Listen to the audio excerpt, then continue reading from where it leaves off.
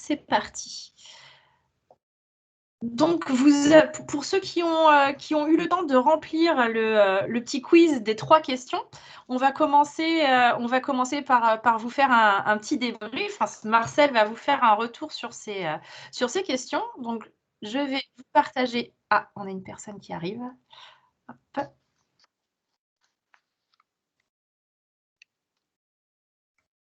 Je vais vous partager mon écran. Hop là.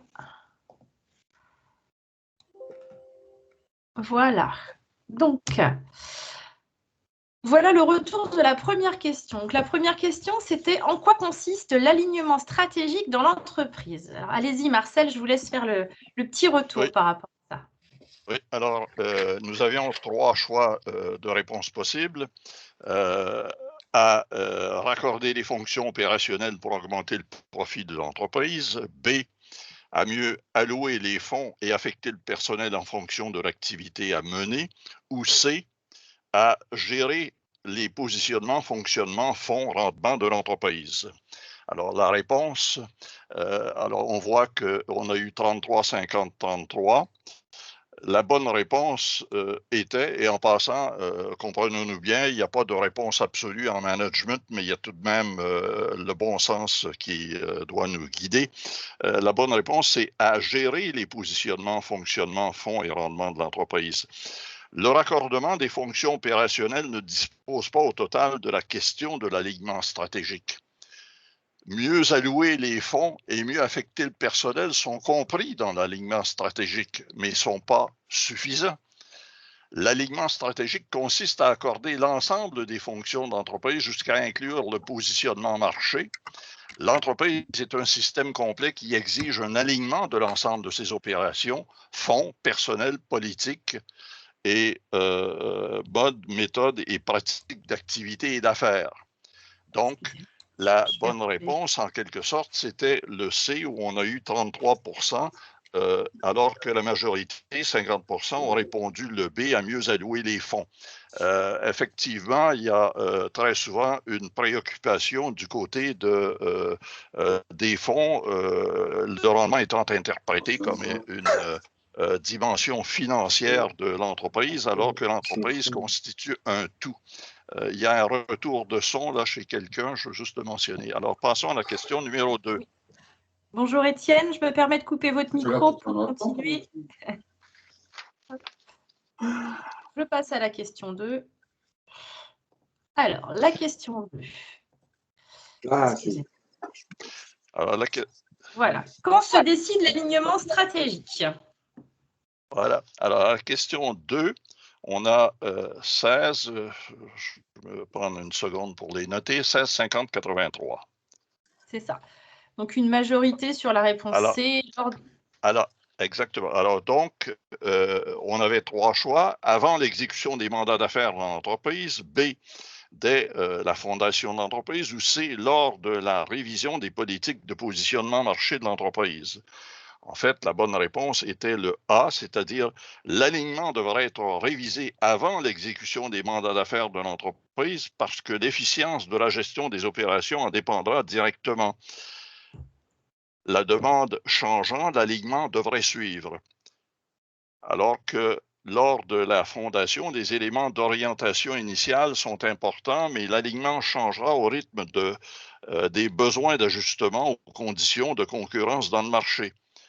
La révision des politiques de positionnement marché risque de survenir loin dans le temps d'opération courante de l'activité de ces affaires. Donc, quand se décide l'alignement stratégique se décide avant l'exécution des mandats puisque l'organisation existe, le marché existe également et le marché précède, la demande précède l'offre en toute logique. Question numéro 3. L'alignement stratégique peut-il donner autre chose que des économies d'échelle sur opération? Alors là, on a 83, 16 et 0. Et celle-là, comme je mentionnais à Géraldine tout à l'heure, c'est celle qui m'a le plus surpris. Enfin, je commente. Alors, on avait 3 choix. L'alignement stratégique n'a rien à voir avec les économies, mais avec des structures de fonctionnement internes dans l'entreprise. B, non. Son objet est de réduire les charges d'exploitation au mieux des circonstances, ou oui, à des économies d'envergure, entre autres. La bonne réponse était le C, c'est-à-dire des économies d'envergure. Aligner des structures pour aligner des structures, ça sert à pas grand-chose finalement. Bien sûr, l'alignement aura une incidence sur la gestion des charges d'opération, mais la réduction des charges ne suppose pas l'alignement du rendement financier imputable à une gestion mieux alignée. Au-delà des simples économies d'échelle sur les opérations, des économies d'envergure. Alors, vous savez la différence qu'il y a entre les économies d'échelle et les économies d'envergure. Les économies d'échelle sont des économies sur la répétition des choses, alors que des économies d'envergure sont sur des activités additionnelles qui n'étaient pas comprises dans le plan original. Peut découler d'un alignement stratégique différent. Si des activités adjacentes sont ajoutées aux opérations et que l'alignement s'applique à elles également. Donc, c'est quand même intéressant de voir les réponses qui ont été données. Je souligne encore une fois qu'il n'y a pas en management de réponse absolue, mais il y a tout de même, en fonction des questions qui ont été posées, une certaine spécificité rattachée aux différentes questions qui devait mener à un choix plus discriminant des propositions de réponses possibles. Alors, donc, ça, c'est pour la première partie du quiz. Nous allons passer à la deuxième partie du quiz qui va se faire maintenant. Donc, on va vous faire participer. Alors, question numéro 4. Voilà. Votre entreprise compte-t-elle un vice-président client à ne pas confondre avec un vice-président aux ventes? Donc, je vous propose qu'on fasse un petit tour de table pour que chacun puisse se positionner. Je vais noter vos prénoms là où vous souhaitez mettre votre réponse. Je vous écoute. Alors, c'est vrai que là, je ne vous vois pas forcément. Voilà. Eh bien, Pauline, moi, je veux bien répondre en premier. Je dirais non. Alors, je fais un partage. Je me permets de refaire un partage pour vous voir également, parce que sinon, c'est assez frustrant de ne pas vous avoir en même temps. Hop.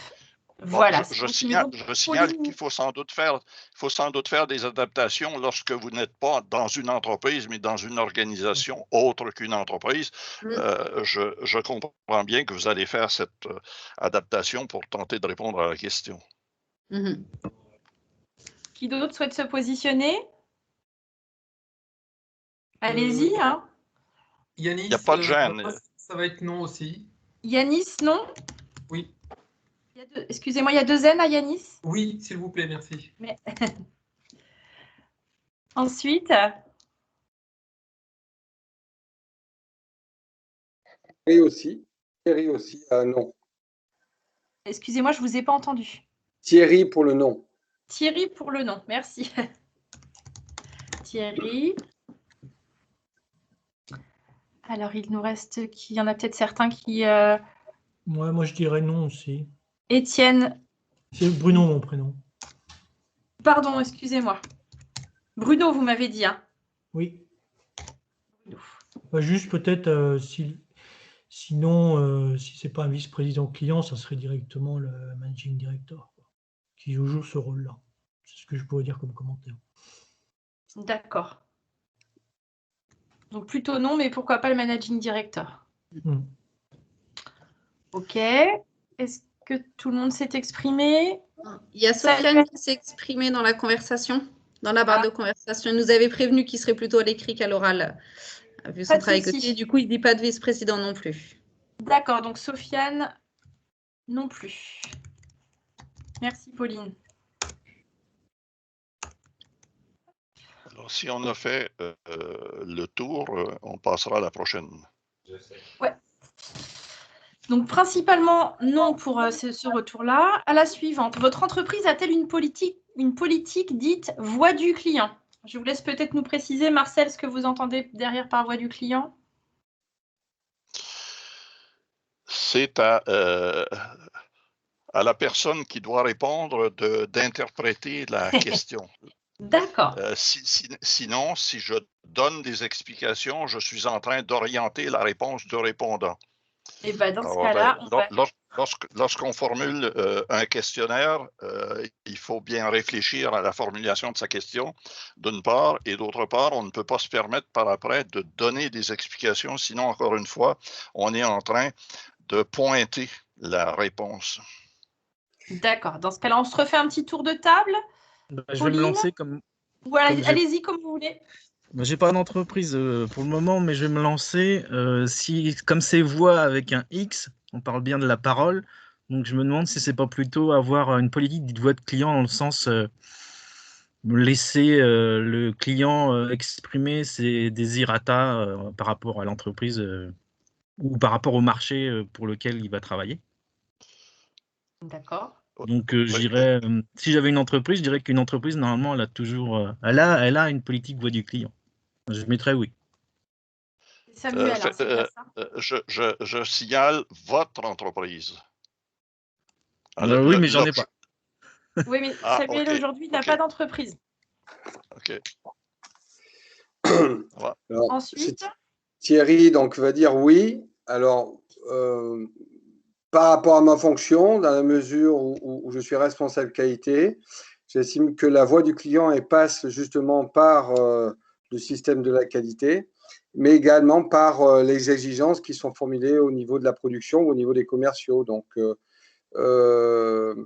maintenant, la politique, elle va être déterminée par la politique générale de l'entreprise et dans un système qualité. Donc, l'exigence de toutes les exigences implicites et explicites du client doivent être entendues. Donc, pour moi, je vais dire oui sur cette thématique-là. Merci. Ensuite, Bruno, j'interviens tout de suite parce que j'ai à peu près le même avis que Thierry. Donc, je le mettrai dans la même case. Et je ferai la différence entre le support des voix clients, c'est ce qu'il a voulu dire, et la politique. Si c'est strictement la question, y a-t-il une politique des voix clients, c'est un peu différent de est-ce qu'il existe une voix du client. Et, je mettrai comme une oui quand même. Mais... cette distinction-là est très importante. Oui, il me semble, oui. C'est ça. Dans la formulation de la question, votre entreprise a-t-elle une politique dite voix du client? Et non pas, comme vous l'avez fait, la distinction. Est-ce que l'on comprend que le client est entendu par l'entreprise? Est-ce qu'elle a une politique? Et le sens de politique, c'est effectivement dans le sens d'une directive, d'un écrit, de quelque chose qui vient dicter la manière de gérer la relation client, en quelque sorte. Enfin, continuons. Pauline? Oui, moi, je répondrai oui également. Effectivement, avec la même subtilité là qu'ont pu évoquer Bruno et Thierry, il y a effectivement un objectif, une politique groupe, j'allais dire, de faire vivre une expérience client et d'écouter ce qu'ils vivent, comment ils le vivent. Et on a à côté de ça des outils qui nous permettent de remonter et de mesurer les choses. Mais c'est bien deux éléments distincts. Je vois que Sofiane nous a fait son retour. Donc, pour Louis aussi, c'est oui, dans le sens où la voix du client est très importante. Dans mon entreprise, on dit toujours oui au client dans le but de le satisfaire. Mais c'est pas toujours en disant oui au client qu'on le satisfait au final. Il faut faire attention. C'est pas faux. Des fois, il faut savoir dire non, et en disant non, on satisfait le client aussi. Je vous propose, est-ce que tout le monde a pu s'exprimer? C'est bon. J'ai tout le monde. Je vérifie juste par rapport. J'ai pas Yanis. Yanis, vous vous êtes pas exprimé, je crois? Oui, effectivement. Pour ma part, alors pas de politique à proprement dit, mais on a quand même un système où le client a la parole pour exprimer ses desiderata, ses besoins, enfin voilà. Mais il n'y a pas de politique. Voilà, je vous mets dans le non dans le sens où il n'y a pas de politique. Oui. pas dans le sens où vous n'entendez pas la voix de votre client, quoi. Tout à fait. Merci. Alors, la dernière. Vous avez entendu parler de la notion de... Alors, je vais vous laisser le dire. Ça se dit en Wow. lettres Waouh. Ah oui, la Wow. notion de waouh en matière de service client. Alors, dites-moi tout. Est-ce que ça vous parle? Wow. Avez-vous entendu parler de la notion de waouh? Non. C'est pas quand et comment ou quand et pourquoi? Non, Non. c'est pas lié au verbe de. C'est pas lié au quand, pourquoi, comment, non? Et non, vous n'avez pas plus. Juste, avez-vous entendu parler de cette notion de Non, voilà ça, l'effet waouh. Enfin, après l'effet, nous chez nous, on dit plutôt ça comme ça, mais c'est peut-être pas en matière de service client. non. Oui, ben, c'est-à-dire l'effet wow ou la notion wow, on parle de la même chose. Moi, j'ai une interprétation, je ne sais pas si c'est ça qu'on entend. Pour moi, c'était Word of a Word. C'était, pardon? Donc, si c'est ça, je dirais oui. Je peux vous faire répéter? Je suis désolée, je n'ai pas bien compris en fait. Pour moi, j'ai déjà vu ce terme-là, pour moi qui était Word of a Word. Donc, si c'est ça, je dirais oui. Si c'est pas ça, je ne sais pas. Ah, c'est une démarche marketing, d'accord.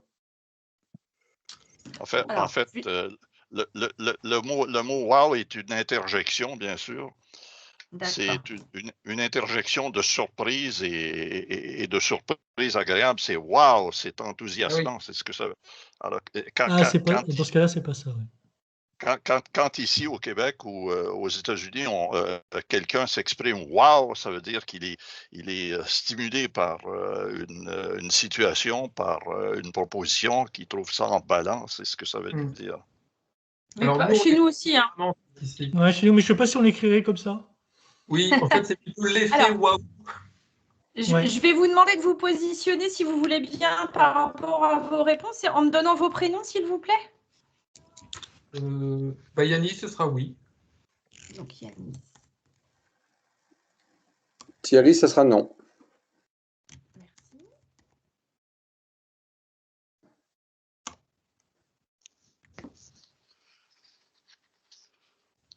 Samuel, non. Oui. Samuel, oui, c'est ça? Non, non. Pardon.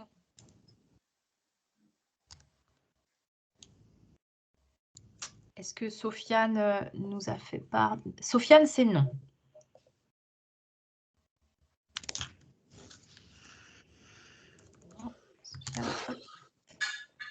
Pauline? Oui. C'est oui. Ma réponse est oui. Pardon. Et il me manque. Bruno, la réponse est oui aussi. Bruno, pardon. Hop là. Voilà. Bien. Eh ben, merci beaucoup pour cette participation. Okay. Comme ça. Alors, les questions 4, 5 et 6, finalement, je ne les commente pas comme telles, mais dans ma présentation, j'aborde ces questions-là. Alors. Eh bien, dans ce cas-là, je vais arrêter le partage et puis je vais laisser la main à Marcel, donc qui va présenter un petit peu, voilà. Il va échanger avec nous autour de la thématique. Donc, pendant une demi-heure, on va laisser Marcel dérouler un petit peu sa présentation autour du design de l'entreprise, de l'autrement. Surtout, si vous avez des questions, ce que je vais vous demander, c'est de bien vouloir les noter dans le chat, de manière à ce qu'on les reprenne. Et vraiment, n'hésitez pas, c'est fait pour ça. On va voir 45 minutes d'échange à la suite de ça autour de cette thématique-là. Donc, n'hésitez pas à noter vos questions dans le chat de manière à ce qu'on puisse rebondir dessus par la suite. D'accord?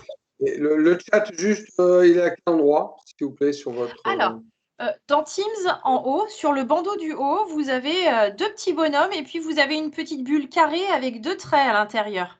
Ah oui, mais moi, je ne peux pas y accéder comme ça. Parce que, merde. 2 petits bonhommes, oui. Et après, vous avez dit? Et une petite bulle en forme de carré avec 2 traits à l'intérieur. Quand vous passez votre souris dessus, ça note ouvrir la conversation ou masquer la conversation. En l'occurrence, moi, elle est ouverte. Ah, j'ai affiché la conversation. Oui, d'accord. Bon. Voilà, vous faites afficher la conversation et là, vous allez voir les échanges de Sofiane qui a fonctionné via le chat. Donc, si vous avez des questions, voilà, vous notez votre question à cet endroit-là, même s'il y en a plusieurs, et comme ça, on rebondit dessus à la fin de l'échange. C'est OK pour tout le monde? Oui, oui, oui. Donc, je vous invite, voilà, je vous invite à couper vos micros et donc, eh bien, écoutez, Marcel, on vous écoute sur cette belle thématique.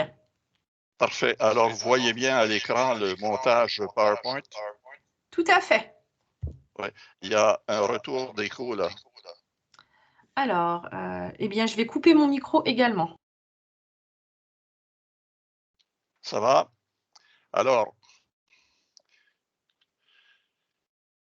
nous allons aborder ensemble rapidement, puisque c'est une capsule, bien sûr, qui s'étale sur une trentaine de minutes au maximum, la logique de l'exposé, la modélisation de son entreprise, l'approche objective, l'alignement global de l'entreprise, des capacités, potentialités et opportunités, les interdépendances dans l'entreprise et l'équilibre des systèmes, l'alignement dans l'entreprise, les principales composantes, et le rendement dans l'entreprise, l'évaluation des objectifs, la mesure, et finalement un modèle révolutionnaire de design, c'est-à-dire l'entreprise voix du client. Ce que vous avez à l'extrême gauche à l'écran, les D correspondent aux diapositives, diapositive 3 à diapositive 14. Alors, dans un premier temps, la modélisation objective suppose qu'on va tenir compte du marché, c'est-à-dire de la demande du client. L'entreprise, l'organisation va devoir adopter ce que l'on appelle un positionnement marché, c'est-à-dire à travers ses stratégies qui vont découler des décisions qu'elle va prendre en fonction, bien sûr, de la demande et de l'offre concurrente. Dans un deuxième temps, il faut tenir compte du management, c'est-à-dire de la réponse à la demande par l'offre. Et donc, l'entreprise va adapter ce que l'on appelle ses structures de fonctionnement interne. Elle va définir là où elle va affecter ses ressources pour répondre le mieux possible à la demande qui a été exprimée. Et l'objectif, bien sûr, final, c'est le rendement de l'activité, de sorte que l'entreprise demeure concurrentielle, soit que l'entreprise excusez-moi une seconde, voilà, soit que l'entreprise compare son rendement à d'autres entreprises. Bon, là, on a un petit problème, je m'excuse. Il fallait bien que ça se passe. J'ai un problème de... Voilà.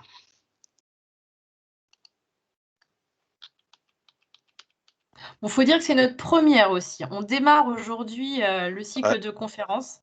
Donc voilà, il y aura. C'est les joies du direct. Parfait. Alors donc, on compare le rendement, c'est-à-dire en vue d'évaluer sa propre performance.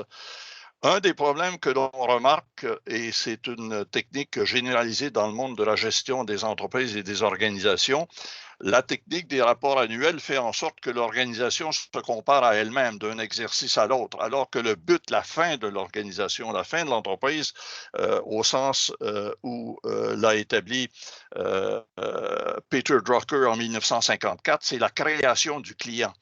Et la création du client, c'est tenir compte des exigences, des attentes, des besoins du client, et le client se situe dans le marché. Donc, c'est aux autres entreprises, c'est aux autres offrants qu'on doit se comparer et non pas se comparer à soi-même pour établir son niveau de performance. Et la fameuse phrase... Oui. Excusez-moi, est-ce que vous pouvez nous partager votre écran parce qu'on ne voit plus votre PowerPoint? Ah, vous ne voyez plus le PowerPoint?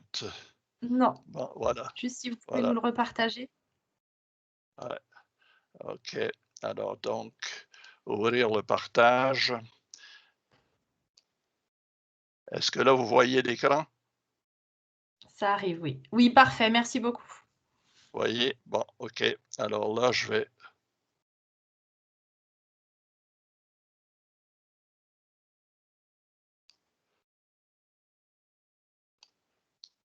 Est-ce que vous voyez? Oui, tout à fait. OK. Alors, je vais... là où j'en étais rendu, c'est-à-dire Les structures suivent la stratégie, ça nous vient de Alfred Chandler dans son ouvrage The Visible End, The Managerial Revolution in American Business, publié en 1977.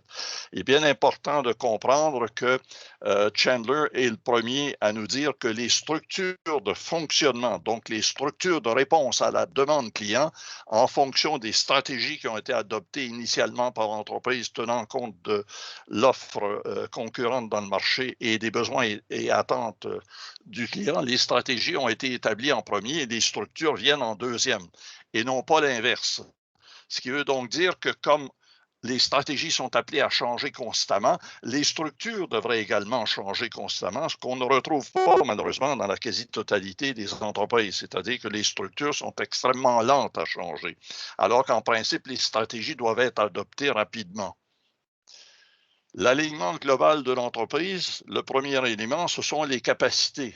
Les capacités étant interprétées en termes de input, c'est-à-dire les intrants, l'environnement, les différentes ressources et l'historique également de l'entreprise.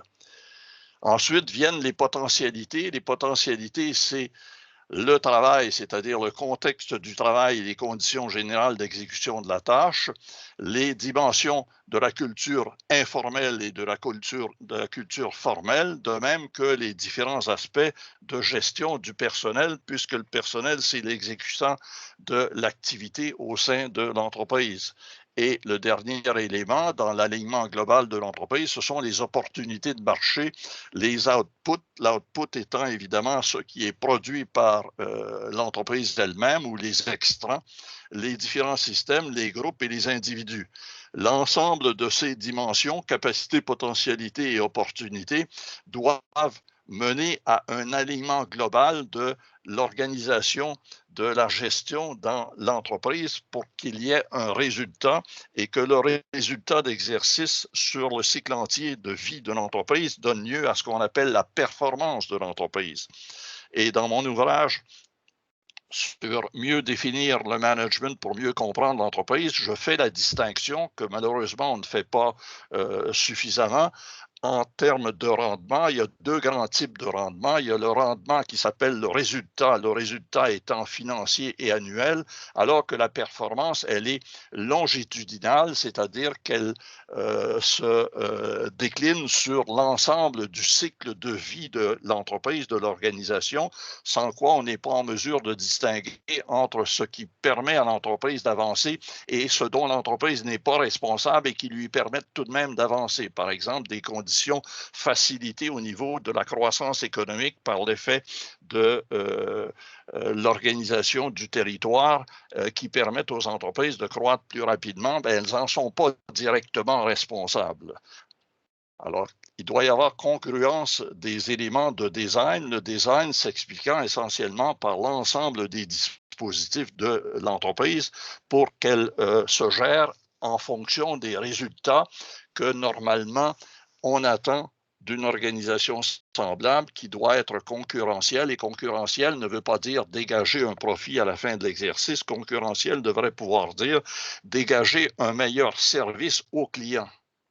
Donc, se comparer à l'ensemble des autres entreprises offrant des services ou des biens dans le même marché. Les interdépendances et l'équilibre du système entre la dimension interne et la dimension externe, de sorte que l'on tienne compte des interdépendances, et ça renvoie à l'idée de la configuration générale des dispositifs de design de l'organisation et de la dynamique de gestion de l'organisation, de sorte que l'organisation soit adaptable ou adaptée aux besoins et attentes de son marché, c'est-à-dire de ses clients, et qu'elle dégage suffisamment de productivité pour être concurrentielle dans le sens où je l'ai dit tout à l'heure. Et la concurrentialité, en quelque sorte, c'est la qualité de la réponse au client et la qualité de la réponse au client dans une perspective de meilleure réponse possible dans le marché. Donc, il doit y avoir un équilibre entre l'interne et l'externe et il doit y avoir un feedback par la suite, c'est-à-dire à travers l'analyse que l'on fait de la situation de l'entreprise, à savoir est-ce que les interdépendances entre l'interne et l'externe ont donné lieu à un rendement supérieur sur l'activité. Et encore une fois, rendement supérieur ne veut pas dire de se comparer à soi-même d'un exercice à l'autre uniquement. Ça veut surtout dire être meilleur dans son marché, être ce que j'appelle personnellement l'entreprise first in class. First in class dit bien ce que ça veut dire. Il n'y en a qu'une qui est première de rang dans son marché. Et la première de rang va déterminer en termes de rendement quel est le niveau optimal de rendement qu'il était possible d'obtenir avec l'ensemble des ressources dont on disposait. Il est bien entendu que la comparaison se fait avec des comparables et non pas avec des entreprises ou des organisations qui ne sont pas comme telles comparables. Le problème, très souvent, c'est que des gens nous disent « Nous, on est unique dans notre marché. » Ben, figurez-vous que des entreprises complètement uniques, il n'y en a pas vraiment. Il y a toujours un comparable quelque part. Sinon, il n'y aurait pas de concurrence dans aucun marché. Les conditions, donc, d'un système fonctionnel ouvert, je viens d'y faire allusion, et il est important de comprendre que l'entreprise, comme une organisation quelle qu'elle soit, une maison d'enseignement, une association ou un organisme public est un organisme ouvert en ce sens qu'il doit répondre à une demande qui lui vienne de la clientèle et une demande qui est sujette à une offre concurrente de la part des autres entreprises dans le marché. Les composantes de l'aliment. Les 4 composantes structurantes de l'entreprise sont essentiellement les individus et les groupes au sein de l'entreprise comme telle, la dimension de l'organisation du travail. Et vous avez la partie formelle et la partie informelle de la culture, c'est le comportement, somme toute, de l'organisation à travers le management qui est exercé dans l'entreprise. Et tout ça pour faire en sorte qu'il y ait un comportement à l'exécution qui va dépendre du cadre d'exercice de l'activité. Le cadre d'exercice de l'activité, c'est le contexte du travail et les conditions générales d'exécution de la tâche à travers les dispositifs de management adoptés par l'entreprise, de sorte qu'il y ait une offre de biens ou de services à la clientèle à travers le comportement à l'exécution de la tâche, et le comportement, évidemment, dépend du personnel. Et ici, on a une formule toute simple, une formule algébrique qui nous dit A divisé par B va nous donner le degré de congruence des différentes composantes structurantes de l'entreprise en termes de design d'entreprise, de sorte que le A et le B nous donne le ratio le plus élevé possible. Ce qui veut donc dire que le A, c'est le comportement des acteurs qui va suivre le B, qui est le cadre d'exercice, et non pas l'inverse. Comme on voit malheureusement dans trop d'entreprises, on veut que le personnel s'ajuste au cadre d'exercice, c'est-à-dire aux différentes politiques. Logiquement, ce devrait être l'inverse, ce qui va supposer automatiquement qu'au moment de l'embauche du personnel, on va choisir des personnes qui vont correspondre au type d'entreprise que l'on veut mettre sur pied ou que l'on veut gérer, et non pas faire une embauche comme malheureusement elle se fait dans un nombre incalculable d'organisations. On prend ce qui est disponible sur le marché, alors qu'en fait, si on veut être concurrentiel, on devrait prendre dans le marché, donc embaucher des personnes qui correspondent aux objectifs et à la culture de l'entreprise. Une fois qu'on a ces personnes qui correspondent à la culture de l'entreprise et aux différents objectifs de l'entreprise, l'entreprise doit se mettre à vivre, et à vivre veut dire qu'elle va évoluer au rythme d'évolution de son personnel également, puisque son personnel a des besoins et attentes qui vont changer dans le temps. Conséquemment, il doit y avoir une congruence, il doit y avoir un rapport direct entre le cadre d'exercice et le comportement des acteurs à l'exécution de la tâche. Donc, A sur B devrait nous donner un ratio de congruence élevé. Si j'ai un cadre qui est peu stimulant, je vais avoir un comportement qui va être peu satisfaisant. Conséquemment, on va avoir un niveau de congruence qui va être faible, donc en termes de pourcentage, alors que si on a un cadre extraordinairement stimulant, engageant, on va avoir en général des comportements qui vont être à la hauteur des attentes des dirigeants de l'entreprise. L'évaluation du rendement sur l'activité menée. Alors, on a le niveau management et le niveau personnel. Et il doit y avoir, comme on vient de l'établir, une congruence entre les deux. Donc, les éléments d'input plus le throughput. Le throughput, c'est au sens de Porter, la chaîne de valeur, c'est-à-dire les différentes fonctions qui permettent l'exécution de l'activité économique au sein de l'entreprise. Donc, les éléments de design qui sont rattachés au niveau du management, des éléments de base, sont l'entrepreneurship.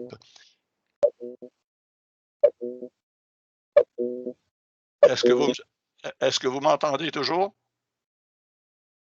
Oui, tout à fait. Oui, oui, très bien. On vient d'avoir une connexion qui a créé une petite interférence, mais vous pouvez continuer, Marcel. Oui, d'accord.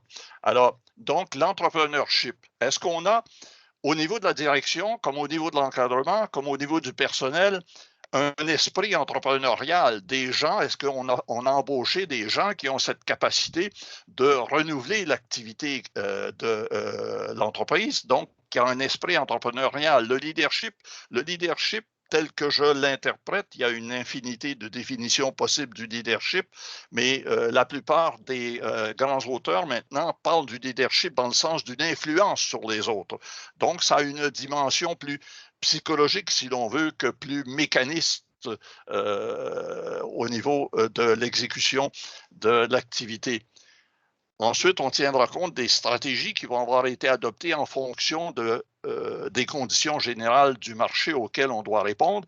Les structures de réponse de l'organisation, de l'entreprise, elle a des processus de gestion, elle a une vision, une mission, des valeurs, une culture, un climat qui sont des éléments généraux d'orientation de la démarche globale de l'entreprise auprès du personnel, et vous avez les éléments d'évaluation, l'évaluation à la tâche, comme l'évaluation en termes plus larges de rendement économique de l'entreprise, et les éléments de feedback, il doit y avoir de la formation et de l'information.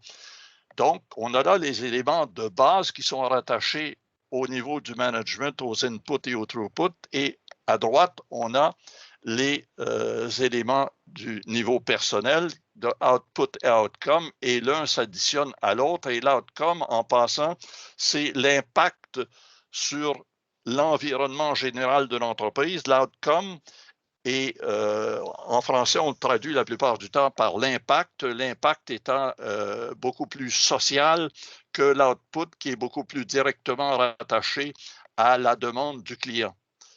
Alors, vous avez les éléments du véhicule qui sont les objectifs et les résultats. Je parle ici de l'essentiel, des éléments de base. Vous avez les voies et moyens et les contraintes également de l'exécution de la tâche. En passant, lorsque une évaluation du rendement à la tâche est faite, la plupart du temps, les gens tiennent compte des objectifs et des résultats et ne tiennent pas compte des contraintes à l'exécution des mandats d'emploi. On devrait en tenir compte, sinon c'est injuste à l'endroit de la personne qui doit exécuter la tâche. Les compétences et les habilités, la reconnaissance et la rétribution. Et je reviens sur la question des compétences. Les compétences, alors je vous donne un exemple d'utilisation du terme. Il y a une vingtaine d'années au Québec, on s'est mis à parler de la formation des compétences.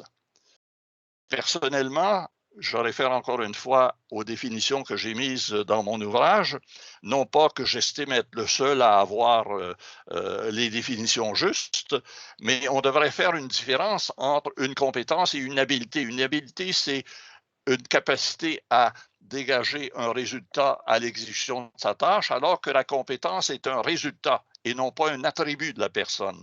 Il n'y a personne qui, en tant que tel, est compétente. Ce qui est marqué compétent, c'est ce qui a été exécuté après un mandat confié à une personne. C'est là où on va justifier la compétence de ce qui a été accompli.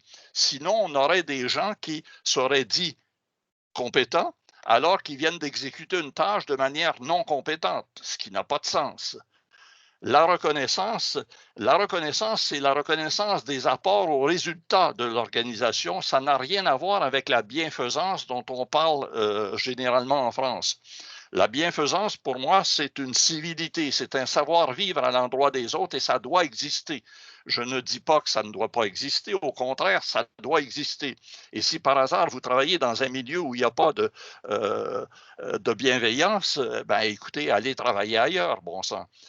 La reconnaissance, c'est une dimension de gestion et non pas de civilité, de rapport interindividuel. C'est une responsabilité que l'on a les uns envers les autres de reconnaître l'apport qui a été au résultat qui est attribuable à l'exécution du mandat confié à la personne, la tâche assignée à la personne. Et la rétribution, ça va de soi, c'est la compensation qui doit venir si l'on veut avoir des personnes qui retiennent une capacité concurrentielle au sein de l'entreprise.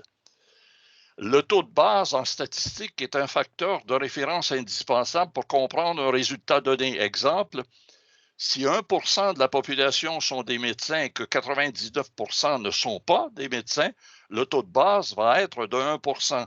Il est important, et j'ai donné la référence dans Wikipédia, il est important de comprendre le phénomène du taux de base. Sinon, on fait des lectures incorrectes des différentes statistiques qui sont produites par les différentes organisations. Autrement dit, si j'ai 1% de la population qui sont médecins et que je fais une analyse dans ma région et que je découvre qu'il y a 2% de médecins dans ma région, ben 2%, c'est 100% de plus, c'est donc 2 fois plus que la population, le taux de base habituel dans la population globale de mon pays, en quelque sorte. Donc, le taux de base est extrêmement important et malheureusement, on n'en tient pas compte la plupart du temps. Les objectifs à atteindre en termes de design de l'entreprise, le premier objectif, c'est que l'objectif doit être spécifique. Il y a des recherches qui ont été menées de façon extensive aux États-Unis qui ont démontré que lorsque les objectifs étaient trop précis en termes de pourcentage, les gens le personnel cherchait à atteindre le pourcentage en question. Quand je dis qu'il doit être spécifique, il doit mener à un résultat global attendu. Donc, c'est dans ces termes-là qu'on doit être spécifique en disant voilà ce que l'on attend de votre part en termes de rendement et non pas nécessairement donner un niveau en termes de pourcentage, puisqu'encore une fois, la psychologie du comportement et les études auxquelles j'ai fait allusion renvoyaient à des études en psychologie du comportement. L'acteur est porté à vouloir répondre à un pourcentage plutôt qu'à une qualité de rendement. L'objectif doit être mesurable. Il doit être donc atteignable. Et pour être atteignable, il doit être réaliste. Malheureusement, lorsque l'on fait ce que l'on appelle du stretch à la tâche, c'est-à-dire une demande supérieure de rendement par rapport à l'exécution antérieure de la tâche, on ne tient pas compte de l'aspect réaliste de l'exécution de la tâche. On demande à quelqu'un d'avoir un résultat supérieur en lui donnant des moyens inférieurs pour atteindre quelque chose qui est plus exigeant. Il faudrait être conséquent quelque part. Et ça doit arriver à son heure, donc ça doit être justifié en termes de périodicité. Et on a l'approche ici, gestion des objectifs selon la méthode SMART. Et je pense que la plupart d'entre vous comprenez bien ce que SMART veut dire. SMART veut dire futé, en somme. Donc, non pas arriver avec des politiques qui sortent de la cuisse de Jupiter, mais des politiques qui sont fondées sur une logique d'exécution des mandats de tâches en fonction de l'activité à rendre par l'organisation. Ici, on a une mesure réelle qui a été menée dans le marché, la mesure des objectifs. Et ce que vous devez constater ici, c'est qu'on a un 10% qui est au-delà des attentes. Ce que vous allez constater la plupart du temps dans les rapports annuels des différentes entreprises et des différents organismes, c'est qu'on vous dit qu'on a atteint 90, 95, 98% de ces objectifs. Ben, c'est beau, extraordinairement beau, il y a de quoi se taper les cuisses, mais je vous dirais que ce n'est pas très réaliste. Parce qu'à 92, 94, 96%, ça veut dire que votre organisation, elle est parfaite. Or, des organisations parfaites, il n'y en a pas. Et la plupart des recherches vont démontrer que lorsqu'on atteint le 10% qu'on a à l'écran, au-delà des attentes, c'est qu'on a eu au départ des objectifs qui ont été fondés sur une situation réaliste de l'organisation et non pas une sous-optimisation de la capacité de produire de l'organisation. Et vous comprenez bien que si je parle de sous-optimisation, c'est-à-dire si je fixe des objectifs de rendement au début de l'exercice qui sont en deçà de la capacité réelle de produire de l'entreprise, je vais les atteindre, les objectifs en question. Pourquoi? Parce que c'est la facilité qui commande que je les atteigne. Alors que si je suis réaliste, non pas demander au-delà de la capacité de produire de mon personnel, mais demander en fonction des capacités réelles et des potentialités et des opportunités auxquelles j'ai fait allusion tout à l'heure, je vais atteindre au mieux, si je suis l'une des meilleures dans mon marché, un 10% ou à peu près de rendement supérieur aux attentes. Et on arrive avec un 23% plus ou moins qui rencontre les attentes avec, en général, un 30 à 40% qui est en deçà des attentes et ce n'est pas anormal, c'est tout à fait normal. On fait affaire avec des entreprises qui retiennent les services d'humains qui, eux, sont imparfaits. Les organisations dans lesquelles ils travaillent sont imparfaites. Le marché change constamment. Ce n'est pas possible d'avoir des résultats comme on voit encore une fois dans les rapports annuels. On a atteint 99% de nos résultats. Bien sûr, je reviens sur ce que j'ai dit. Si je sous-optimise ma capacité de produire au départ, je vais me surpasser à la fin de mon exercice et là, il va y avoir de quoi se taper les cuisses, pas à peu près, comme on dit au Québec, parce qu'on va avoir atteint des niveaux exceptionnels de rendement. Sauf qu'on va s'être fait du cinéma tout le monde ensemble. Alors là, vous avez l'entreprise voix du client. Je propose un modèle révolutionnaire de design d'entreprise fondé sur une politique réelle de voix du client. Donc, un président directeur général, bien sûr, avec un vice-président client et non plus, comme on voit dans la quasi-totalité des organisations, selon le modèle historique occidentale qui vient essentiellement des États-Unis. On a un vice-président exécutif qui s'occupe de l'ensemble des fonctions dans l'entreprise. Vous allez avoir un vice-président des opérations puisque les opérations, c'est l'instrument de réponse à la demande et la demande, c'est le client et le client, il va avoir été géré de façon très directe par un président dont la préoccupation principale ne va pas être de dégager de la finance, mais de dégager une réponse qui satisfasse les besoins et attentes du client. Et là, vous allez avoir évidemment un vice-président en finance. Alors, vous avez deux grands niveaux. Vous avez le niveau de leader et le niveau de manager. Et le niveau de leader va apporter une contribution plus ou moins égale à 10%, alors que le niveau manager va donner 90% du rendement de l'entreprise parce que le modèle en question, le modèle voix du client, met l'accent sur la finalité de l'entreprise. Peter Drucker nous dit en 1972 qu'il y a deux fonctions principales dans toute entreprise, la fonction marketing et la fonction innovation. Ça correspond à l'exploitation et ça correspond à l'exploration. Ça correspond également à la finalité et aux moyens, aux voies et moyens d'exécution de la tâche. Or, le modèle que je propose ici, où on a un vice-président client, c'est directement en fonction de la finalité de l'entreprise, la finalité étant la création du client.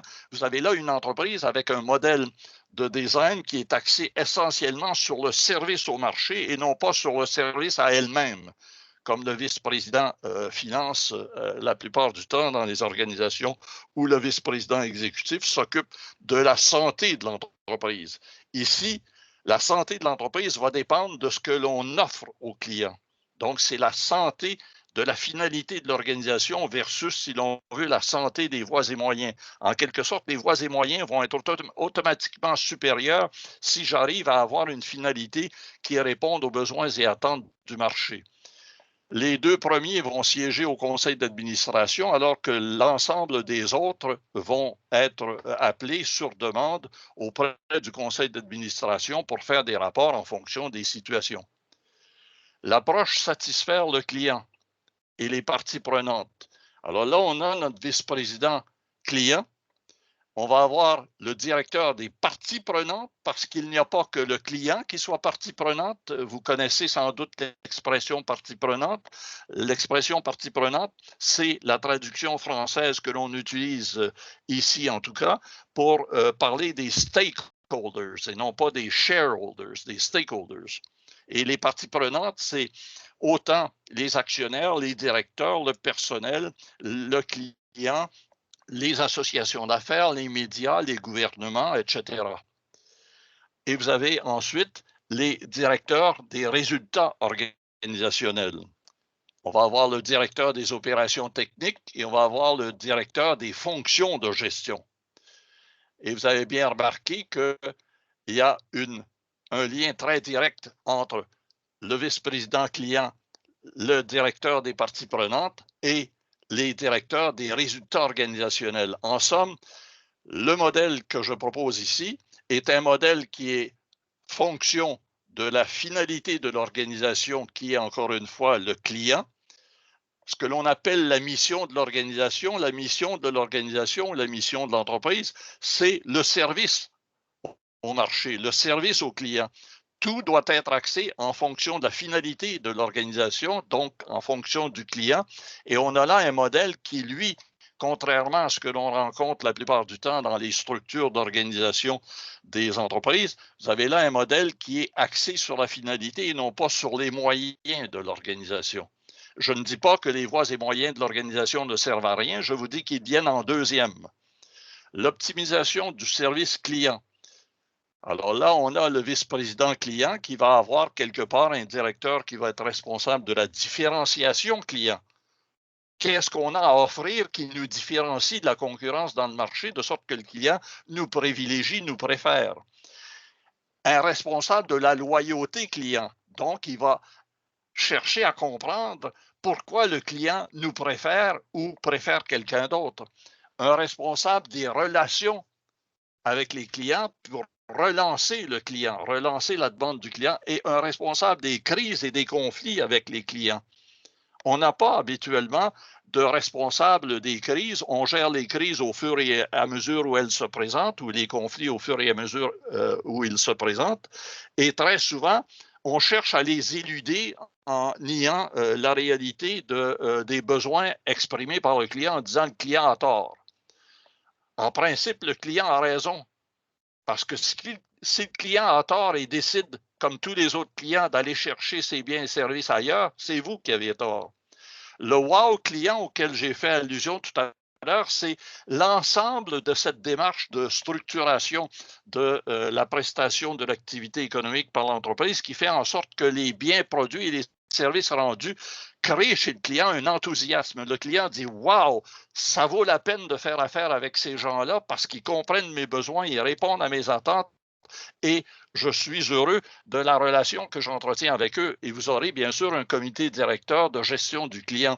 Le modèle, encore une fois, auquel je fais allusion est essentiellement axé sur la finalité de l'organisation, la finalité de l'entreprise, qui est le client et non pas, encore une fois, les besoins financiers de l'actionnaire.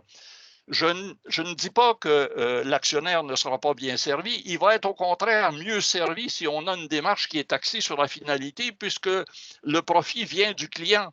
Le profit ne vient pas de l'actionnaire, le profit vient du client.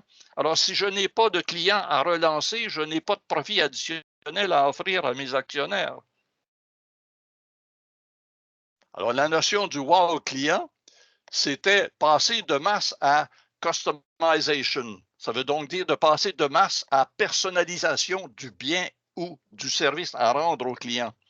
Ça veut dire gestion de la qualité dans le sens de la voix du client et non pas tout simplement de dire est-ce que nous, on a l'impression ou est-ce qu'on a l'intention de tenir compte de la voix du client? Ce n'est pas à ça que renvoie l'expression voix du client. Voix du client suppose que le client a été entendu pour ce qu'il exprimait comme besoin et comme attente, et non pas ce que vous estimez que le client a comme besoin et attente. Et il y a une drôle de différence entre les deux. Les attraits auprès du client, des biens et services offerts, il faut susciter l'enthousiasme du client. Vous avez bien compris que la totalité de la démarche, encore une fois, elle est axée sur la finalité de l'organisation, la finalité de l'entreprise, c'est-à-dire le client. Comment on sert le client? Et le comité directeur auquel j'ai fait allusion, ben, il va mener un audit annuel sur l'implantation, la conformité en fonction des besoins et attentes tels qu'exprimés par le client et va s'assurer d'un suivi du progrès de sorte que les modes, méthodes et pratiques de gestion de l'entreprise répondent aux besoins et attentes du client, qu'il y ait maîtrise des disciplines et qu'il y ait correction des carences marquées dans l'organisation. Et je signale en passant que la plupart des indicateurs de mesure des entreprises sont répétitifs, c'est-à-dire qu'on les retrouve d'un exercice à l'autre pendant 3, 4, 5, 10 ou 20 ans, alors que ça ne tient pas debout. Ce qu'on devrait avoir, effectivement, ce sont des indicateurs de mesure de la performance qui vont tenir compte des fluctuations de la demande dans le marché, de sorte que l'on corrige les carences au sein de la structure d'exécution de la tâche. Et le temps, c'est l'atteinte des objectifs et la valeur ajoutée. La valeur ajoutée au client et non pas la valeur ajoutée à l'actionnaire. Je termine en disant que j'ai mis au point, et là c'est un clin d'œil commercial que je me fais à moi-même, en quelque sorte. J'ai une collection que j'ai publiée sur Amazon qui s'appelle la collection L'humain au cœur de l'entreprise. Et l'humain, c'est la dimension qui est la moins présente à l'esprit d'un nombre incalculable de gestionnaires, d'administrateurs, de dirigeants d'entreprise. Le premier volume porte sur l'entreprise de l'autrement, l'intelligification de l'entreprise, l'humanisation de l'entreprise, la confiance dans l'entreprise et mieux définir le management pour mieux comprendre l'entreprise. Et vous avez là les liens pour trouver les ouvrages en question. Alors, on va passer à la période de questions-réponses et j'ose espérer qu'au fur et à mesure de ma présentation, il y a eu des questions qui vous sont venues à l'esprit, de sorte qu'on puisse animer cette troisième partie de notre capsule. Alors, voilà pour la partie... Tout à fait, merci Marcel. Donc, en effet, il y a eu plusieurs questions. Merci pour cette présentation, Marcel. J'espère que tout le monde a pu en profiter comme il faut. Donc, ce que je vous propose, donc moi, j'ai bien récupéré les questions qui ont été notées. Si vous en avez encore, on va pouvoir les partager ensemble.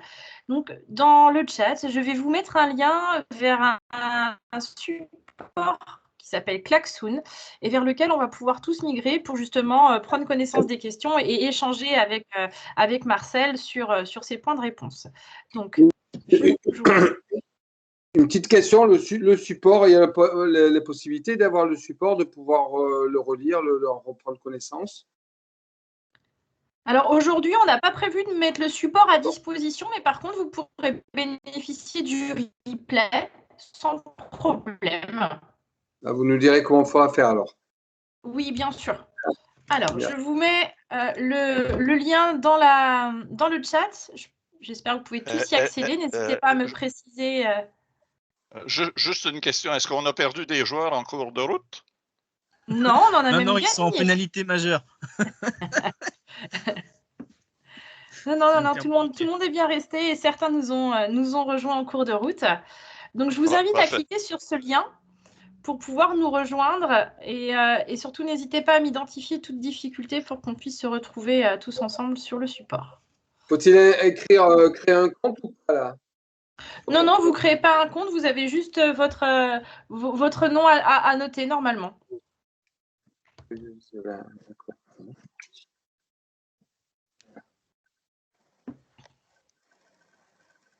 Donc là, j'ai 6 personnes. Je leur compte combien on était. Hop, pour être sûr que j'ai récupéré tout le monde.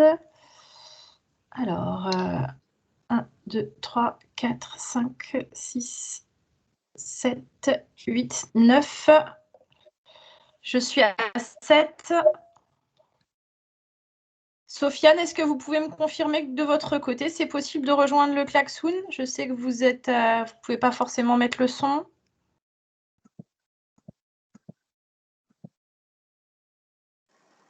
C'est un écran bleu avec des bulles bleues. D'accord, vous êtes déjà dessus. Parfait, je vous remercie. C'est un écran bleu avec 2 petits dessins. Oui, c'est ça. Ok. C'est ça. Qui rencontre des difficultés pour rejoindre le Klaxoon encore? Monsieur Lafont, c'est bon pour vous? Non, non, je l'ai. D'accord. Je ne connaissais Ok. pas, c'est sympa ça. Donc, on va vraiment rentrer sur cette partie d'échange. Donc, j'ai commencé à noter sur les post-it les questions que certains avaient reportées. Donc, je vous invite là à prendre 2 minutes pour pouvoir éventuellement venir compléter ces questions. Donc, vous allez retrouver en bas de votre écran un petit plus. Je vous ai mis un petit mode opératoire que vous retrouvez ici. Je vais vous synchroniser pour arriver dessus. Voilà, en cliquant sur le petit plus, vous pouvez créer un post-it. Vous notez votre question et puis vous notez votre prénom de manière à ce qu'on puisse savoir qui a posé la question. Et donc, ça créera systématiquement un post-it que vous pouvez venir positionner. Donc, il est 16h09, on se laisse jusqu'à 16h11. Je vous laisse le temps de venir compléter les questions. Et puis après, on les passe en revue une par une, si ça vous convient. Je garde l'image à l'écran et je ne suis pas sur Klaxoon. J'ai l'impression que j'ai perdu le lien. Là. Vous allez me donner de toute façon verbalement les questions et je répondrai. Oui, mais vous les avez dans le chat, Marcel, sinon dans le lien que je vous ai renvoyé. Vous voulez que je vous le renvoie? Attendez un petit peu. Dans le chat, la main levée. Non, c'est pas la main levée, c'est l'autre à côté. Là. Afficher la conversation, c'est ça? Oui, c'est ça. Ça. Là, je devrais voir. OK, là j'ai. OK, d'accord. Je pensais que vous me renvoyiez sur le site de Klaxoon comme tel. C'est celui qu'on a testé ensemble avant, c'est le même. Donc, vous pouvez y accéder également en cliquant là. Ah, Madame Barry, vous êtes trompée. La question « Où sont les ventes ?» ça vient de la personne qui s'appelle Étienne. Ah, j'ai fait une erreur? Oui. Excusez-moi. Alors, où sont les ventes? C'était 2 choses différentes, pardon. Oui.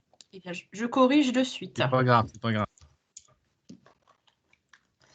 Alors, je vais recréer un post-it dans le sens où... Hop. Donc, c'est Bruno dans ce cas-là. Non, je ne suis pas d'accord, moi, sur la phrase.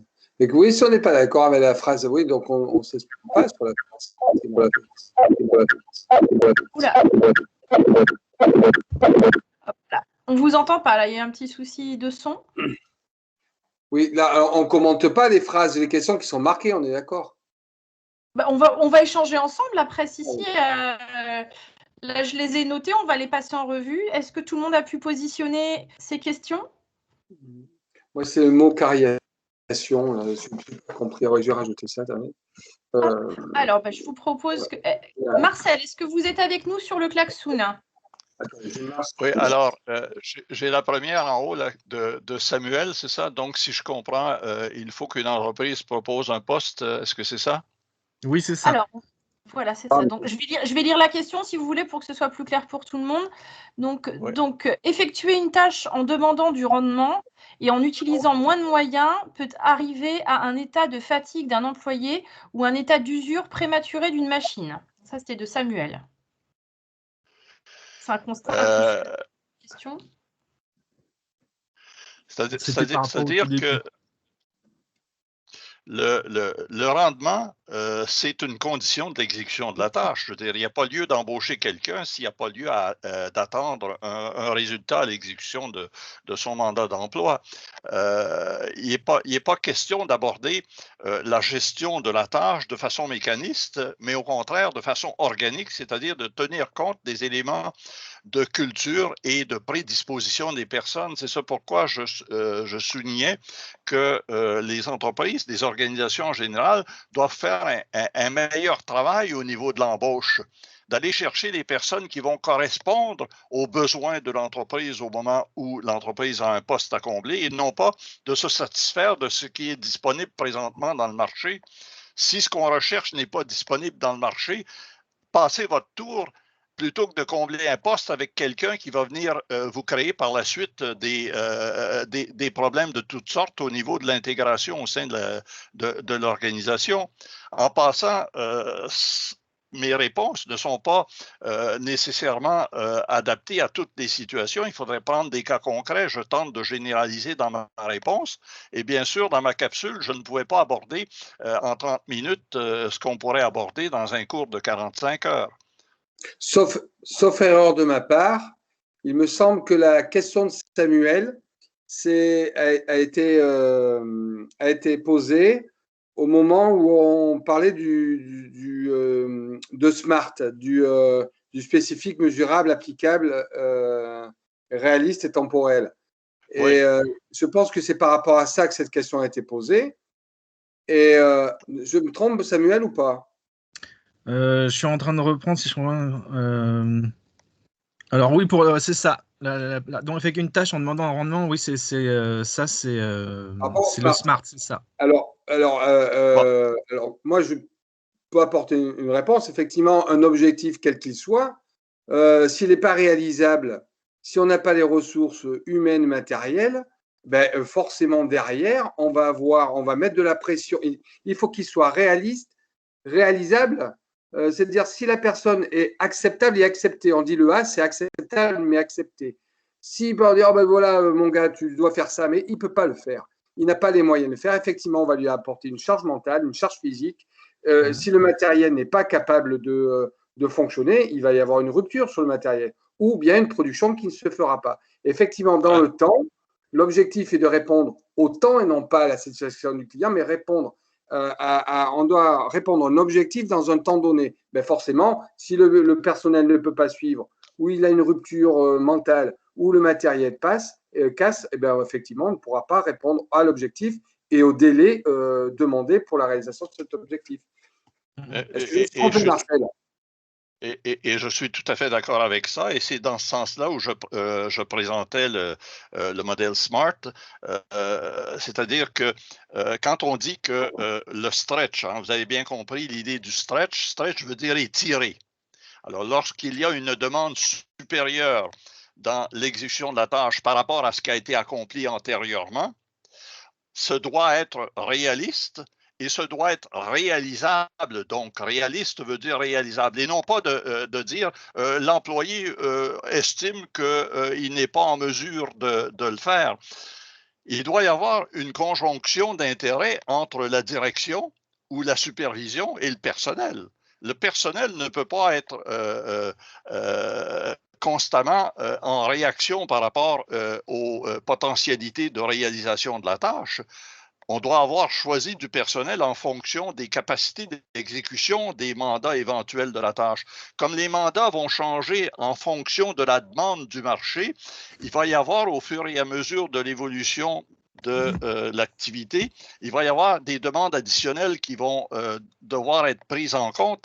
Et là, la demande de prise en compte va devoir exiger de la part des dirigeants de mettre éventuellement à la disposition du personnel les outils nécessaires pour réaliser la tâche. Autrement dit, on ne peut pas demander au personnel de réaliser quelque chose qui n'est pas réalisable. Non pas parce que le personnel n'a pas envie de le faire, parce que le personnel n'est pas capable de le faire. Il y a une différence entre les deux. C'est-à-dire la résistance mentale chez le personnel qui se rabat sur son grief syndical pour refuser à peu près tout, c'est pas à ça que je fais allusion, là. En passant, je disais à mes étudiants, et je l'ai répété à plusieurs reprises, et j'ai été moi-même secrétaire général d'un syndicat, figurez-vous. Et j'ai vu de l'intérieur ce qu'était un syndicat. Et je disais à mes étudiants, Dieu merci, j'en suis sorti parce que j'ai vu des choses pas très belles au sein des attitudes du syndicat. Et je disais comme ça, un syndicat n'est pas une nécessité dans une organisation. Quand la direction est assez intelligente et que le personnel a envie de se comprendre, on n'a pas besoin d'intermédiaires pour faire affaire ensemble. C'est quand la direction n'est pas assez intelligente pour comprendre comment le personnel doit être géré que le personnel, lui, de son côté, ne veut rien savoir. Alors, quand on est dans une situation semblable, il faut se poser la question à laquelle je faisais allusion tout à l'heure. Est-ce qu'à l'embauche, on s'est donné le mal d'aller chercher les personnes dont on avait besoin? Et là, j'avais des étudiants qui me répondaient, « Monsieur, c'est asocial, votre attitude. » Et là, je disais, qu'est-ce qui est le plus asocial? D'aller chercher quelqu'un qui ne convient pas pour tirer par le bas 99% des autres, ou est-ce que c'est le contraire qui est asocial, c'est-à-dire de dire à 1%, malheureusement, vous n'avez pas de place chez nous, on va choisir quelqu'un qui cadre mieux avec la culture d'une part, et encore une fois, qui va avoir cette attitude positive de vouloir s'inscrire dans le mouvement général, c'est-à-dire dans la démarche d'exécution de l'activité de l'organisation. Mais pour terminer sur cette question-là, il est évident qu'on ne peut pas tout résoudre d'avance. Mais si déjà au départ, on est un peu plus prudent à l'embauche et à l'exécution, c'est-à-dire à l'adoption des différentes politiques de gestion de l'organisation, on n'aura pas besoin d'intermédiaires pour se comprendre et agir ensemble. Alors, je vous propose qu'on avance sur les questions parce qu'il nous reste une petite dizaine de minutes si on veut pouvoir passer un petit peu d'autres sujets en revue. Donc, quand même juste pour finir avec Marcel, ça sous-entend quand même que les personnes qui recrutent soient même elles-mêmes compétentes. Or, on sait très bien que le recrutement, souvent, il y a une incompétence soit dans la fiche de poste, soit dans la compréhension, soit on veut quelqu'un qui nous ressemble, etc. On n'accepte pas, en France en tout cas, avoir quelqu'un qui ait une opposition dans la vision ou une opposition tout simplement parce qu'elle a une réflexion de compétences. Et ça, c'est une problématique. Alors je suis tout à fait d'accord avec ce que vous dites. Et je pense que dans la formulation de votre réaction, de votre réponse, vous trouvez les questions, là. C'est-à-dire que vous trouvez en somme les réponses. C'est-à-dire que si déjà on est mal foutu au départ, c'est ça qu'il fallait corriger. D'accord? Ça s'appelle le syndrome de Peter. Et en passant, j'ai dit à plusieurs reprises et j'ai écrit que la direction des ressources humaines est dans la quasi-totalité, je dirais 99,99% des organisations, c'est une entité qui fonctionne fort mal parce qu'elle ne répond pas à ce qu'à mon avis, elle devrait répondre. C'est-à-dire qu'on devrait avoir là des gens qui ont une compétence en psychologie, en communication, en relation, et non pas des gens qui sont sur le plan, comment dire, de l'exécution mécaniste d'un mandat. Il faut que vous nous recrutiez du monde. Ben, ils ne sont pas là pour recruter du monde, ils sont là pour aller comprendre le fonctionnement de l'organisation et d'aviser la direction sur ce qui doit être fait pour qu'on ait de meilleurs comportements, qu'on réponde à de meilleures valeurs, qu'on ait une meilleure intégration culturelle. Si on utilisait les ressources humaines, à mon sens, de la manière dont on devrait le faire dans une organisation qui serait plus sainement gérée, on irait du côté de ces différentes compétences chez les ressources humaines au lieu d'avoir des pseudo-spécialistes du recrutement, c'est-à-dire de l'affichage, de la publication, de la soi-disant évaluation du rendement. Je me suis fait dire par une jeune femme, bon, il y a des hommes et des femmes, je ne pense pas qu'il y ait autre chose dans la nature pour l'instant, une jeune femme qui me disait comme ça, moi j'ai 20 ans d'expérience en ressources humaines et lorsque je fais passer des tests psychologiques, je peux déterminer quel va être le rendement de ces personnes-là à la tâche. Alors j'ai dit bravo, il n'y a pas une sacrée étude sérieuse dans le marché qui existe présentement qui nous permette de déterminer le rendement à la performance de personnes. Pourquoi? Parce que le rendement à la performance va dépendre du contexte au moment de l'exécution de la tâche et on n'est pas au stade de l'embauche en exécution de tâche. Exactement, on est d'accord. Je vous propose qu'on passe à une autre question. Je sais que le sujet est passionnant, mais si on veut pouvoir traiter un autre sujet. Donc, la plupart des objectifs affichés ne laissent quasiment jamais apparaître l'intervalle de tolérance dont l'entreprise présente facilement une atteinte de 95-90% de ses objectifs, ce qui a fait plaisir aux actionnaires et aux investisseurs. Ce schéma s'applique-t-il uniquement aux sociétés de type commercial? C'était Bruno qui posait la question. Bon, pas nécessairement. Les objectifs, il y en a dans les associations, dans les organismes charitables, il y en a partout. Alors, si je comprends bien, parce qu'il y a beaucoup d'éléments dans votre question, les objectifs affichés. On ne peut pas mettre dans un pavé la totalité des situations possibles d'exécution de la tâche.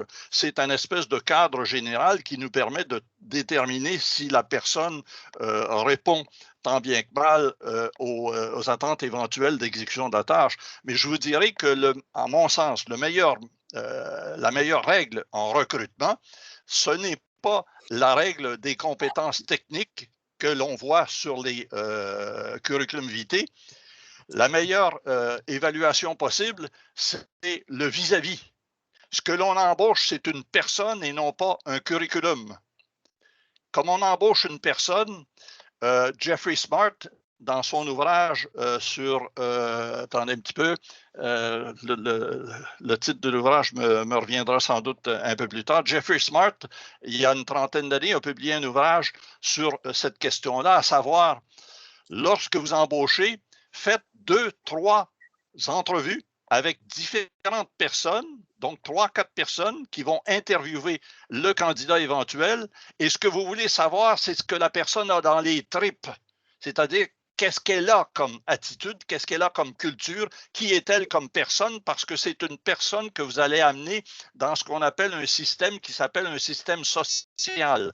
L'entreprise et l'organisation est un système social, il y a un vécu entre les personnes qui doivent conjuguer leurs efforts pour atteindre un résultat.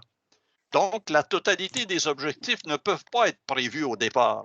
De dire, ben là, vous me demandez d'exécuter quelque chose qui n'a pas été décrit dans mon mandat initial. Ben, ça tombe sous le sens. L'évolution du marché va faire en sorte que je ne pouvais pas, 10 ans plus tard, avoir prévu 10 ans plus tôt ce qui va se passer.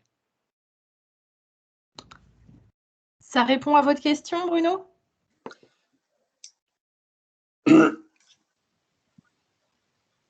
Bruno? Moi, ce que je peux dire sur cette partie-là, lorsqu'il parle des intervalles de tolérance, c'est parce que souvent, dans un projet, on oublie toujours de prendre en compte quels sont les freins à la réalisation de l'objectif. Lorsqu'on a un projet, quel qu'il soit, lorsqu'on a une demande qui est faite, il faut regarder est-ce que, bon, on a dit SMART à l'heure, ce qui est réalisable ou pas, et lorsqu'on a un problème, quels sont les freins. Et souvent, on oublie de les lister, les freins. Et souvent, la gouvernance est un frein en elle-même dans l'atteinte des objectifs. Ah oui, remarquez, il y a un tas de freins, là, on s'entend là-dessus. On pourrait en discuter pendant des jours, des semaines et des mois. Oui. Je voudrais rapidement faire une distinction entre objectif et valeur. Un objectif, en principe, dans une entreprise, est quelque chose de très précis, de très défini. Alors, l'objectif, ce serait, il faut qu'on augmente nos ventes de l'ordre de 30%, par exemple. Là, on parle d'un objectif. Ce sur quoi on devra appuyer davantage au stade de l'embauche et au stade de la promotion des personnes, ce sont les valeurs, les comportements des personnes à la tâche. Vous avez Ackerman et Ackerman qui ont mis une formule toute simple et toute bête, mais d'une extraordinaire utilité pour juger de la performance à la tâche. La performance à la tâche, c'est les habilités techniques multipliées par l'état d'esprit donnent la performance à la tâche. C'est d'une simplicité invraisemblable, mais le multiplicateur, ce ne sont pas les habilités techniques. Le multiplicateur, c'est l'esprit à la tâche. J'ai le meilleur ingénieur sur la planète, je lui donne 100% au niveau des habilités techniques. Il n'aime pas ce qu'il fait, je lui donne 20%, multiplié l'un par l'autre, puis ça donne 20% au bout de la ligne. Alors que j'ai quelqu'un qui est un peu moins bon, 80% en habilité technique, mais je peux l'amener en le formant à 100% éventuellement. Mais sur le plan de l'esprit, je ne peux pas réformer les personnes. Les personnes sont ce qu'elles sont et la recherche en psychologie a démontré que le changement d'une personne, on perd son temps. Les personnes changent, mais ça prend un temps infini avant de changer. Et là, on parle de rendement annuel. Conséquemment, mettez davantage l'accent sur la question des valeurs avec un S et non pas la question de la valeur sans S. Vous comprenez bien, la valeur financière, la valeur des comportements. La grande différence, elle est là. Je vous propose qu'on explore une dernière question avant de clore notre atelier. Oui. Alors, on a eu plusieurs retours autour d'un même thème, celle de Bruno et Samuel. L'optimisation du service client doit répondre en gros à la devise « Le client est roi ». Où sont les ventes? Et on avait également « Où sont les ventes dans la structure client ». Est-ce qu'Étienne m'envoie un message, là? Comment ça? Pourquoi? Je pensais qu'Étienne s'ennuyait, là. Ah non, j'ai pas vu, j'étais sur le visuel du klaxon. Est-ce que vous pouvez apporter un complément? Un commentaire désobligeant de ma part. Reposez votre question. Je vais la reprendre. L'optimisation du service client doit répondre en gros à la devise « Le client est roi ». Où sont les ventes? Et on avait Bruno qui notait également « Où sont les ventes dans la structure client ». Bon. Première des choses, quand on dit de façon générale « Le client est roi », ce que l'on veut dire par là, c'est que la finalité de l'entreprise, la finalité de l'organisation, c'est de satisfaire la demande du client. Et c'est le client qui sait ce que le client veut. Cependant, et c'est important qu'on se comprenne bien là-dessus, il y a des recherches chez les historiens de l'innovation qui ont démontré que si on demandait au client ce qu'il veut, le client ne sait pas vraiment ce qu'il veut. Ça a l'air un peu bête ce que je viens de dire là, mais essayez d'imaginer la situation suivante. Aujourd'hui, on a des ordinateurs et on sait à quoi des ordinateurs servent. Servent à gérer, je vais simplifier, à gérer de l'information et à transmettre de l'information. Ben, le même type de problème existait au temps des Romains. Essayez d'imaginer quelqu'un qui rentre dans un magasin romain qui demande un ordinateur. Les gens vont dire, mais t'es tombé sur la tête, on ne sait même pas de quoi tu parles. Ce à quoi je viens de faire allusion, il y a des chercheurs, donc des historiens de l'innovation, qui en sont arrivés à la conclusion que si on demande au client ce qu'il veut, il y a Henry Ford qui a répondu à cette question-là. Il a dit ceci: si je demandais aujourd'hui à mes clients ce qu'ils veulent, je fabriquerais des chevaux qui courent plus vite et non pas des voitures. Pourquoi? Parce qu'il a été démontré qu'on ne peut pas savoir ce dont on a besoin quand on n'est pas en mesure de définir le besoin en question. Et le besoin en question, il est fondé sur le vécu que l'on a. Et le vécu que l'on a, c'est la relation que l'on a avec les différentes choses. Et les innovations en tant que telles n'existent pas. Alors, ça a l'air un peu bête ou un peu osé ce que je suis en train de dire, mais c'est pourtant réel. Les innovations n'existent pas, c'est la recomposition à compter des éléments de connaissance que l'on a, que l'on remet ensemble d'une façon différente, et ça donne quelque chose de différent, et on dit, là maintenant, on vient de progresser dans une autre direction, donc on vient de mettre au point une innovation. Mais comme telle, l'innovation, elle n'existe pas. Vous allez dans votre cuisine, dans votre salon, l'innovation n'est pas sur la table, hein? Non, non, c'est quelque chose que vous allez recomposer à compter de différents éléments de choses connues qui vont donner lieu à quelque chose de différent par la suite. C'est un peu la même chose au niveau du client. On doit satisfaire le client parce que le client est prêt à acheter maintenant et il est en mesure lui-même de déterminer ce que sont ses besoins et ce que sont ses attentes. Et ce n'est pas à nous à lui dire ce que sont ses besoins et attentes. On doit être réceptif à l'expression de ses besoins et attentes et tenter d'y répondre. Et si on n'est pas en mesure d'y répondre, on lui dit tout simplement, écoutez, malheureusement, on n'est pas en mesure de répondre à ce type de besoin. Plutôt que de dire, vous avez tort, il aurait fallu comprendre telle et telle chose. Les Japonais sont beaucoup plus attentifs aux besoins et attentes des clients que les Occidentaux en général, c'est-à-dire les Américains, les Européens, qui ont plutôt tendance à dire « on sait mieux que vous ce dont vous avez besoin ». Et la question des ventes, pour terminer, les ventes, c'est tout simplement une réponse aux besoins et attentes du client et non pas ce qu'on appelle ici pousser une vente. C'est-à-dire que j'ai des objectifs à remplir et je vais m'assurer que le client va acheter ce que je voudrais qu'il achète parce que ça me dégage une meilleure commission. Ok, merci pour ce retour.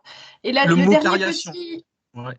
Pardon, vous aviez une question sur le sujet? Non, c'est juste pour le mot cariation, justement. Voilà, oui, c'est ça. C'est ce que j'allais dire. On va terminer là-dessus parce que je pense que la réponse de Marcel va être rapide. Donc, Marcel, vous avez utilisé le mot cariation. Et je crois que c'est… Qui avait posté ce post-it-là, s'il vous plaît? C'est moi. Thierry qui a posé le… C'est Thierry qui voulait une petite explication. Déjà, la traduction en français, parce qu'effectivement,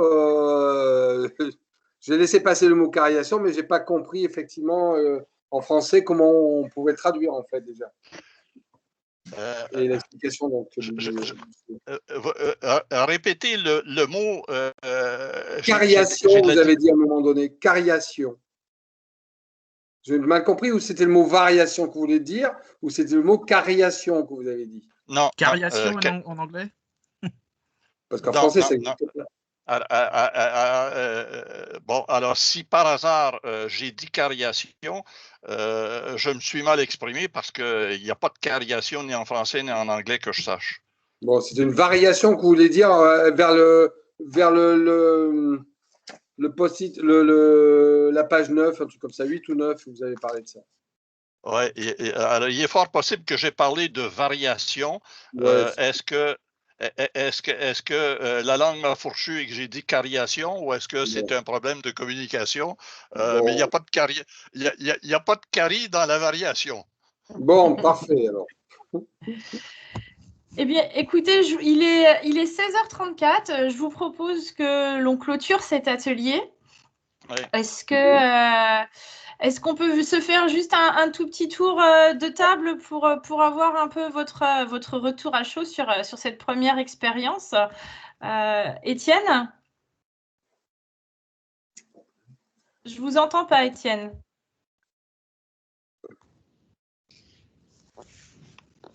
Étienne va écrire. Alors, dans ce cas-là, Thierry, je vous propose de… Ah ben, j'ai plus de micro, d'accord. Allez-y, allez-y, faites-nous votre petit retour en 2 phrases. Ah, en 2 phrases avec moi, ça va être très difficile. C'est très difficile parce que là, on a quand même parlé des sujets qui indirectement, même directement, pas indirectement, sont liés à la gouvernance de l'entreprise et du management dans les entreprises. Parce que le système, la nouvelle approche proposée par Marcel est intéressante à tout point de vue parce que effectivement, ça décomposerait peut-être autrement le système de fonctionnement de l'entreprise et peut-être une autre réflexion d'évolution et de management et de recrutement. Mais on en est très loin en France. Alors je ne sais pas comment ça se passe dans les pays anglo-saxons, mais c'est quelque chose de nouveau, effectivement, qui serait intéressant de prendre en compte. Mais à développer. Je ne sais pas dire les mots, mais comment? C'est un vaste sujet à développer.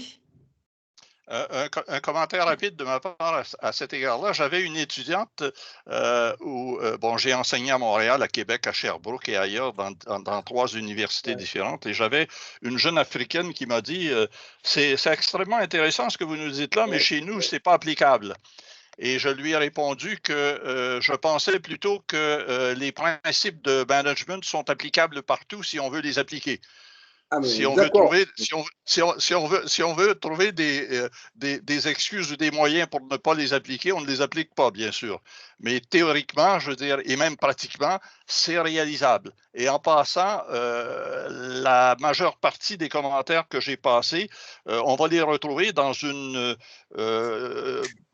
fourchette d'à peu près 10 à 12% des organisations, des entreprises en Amérique du Nord qui vont répondre à ces critères-là.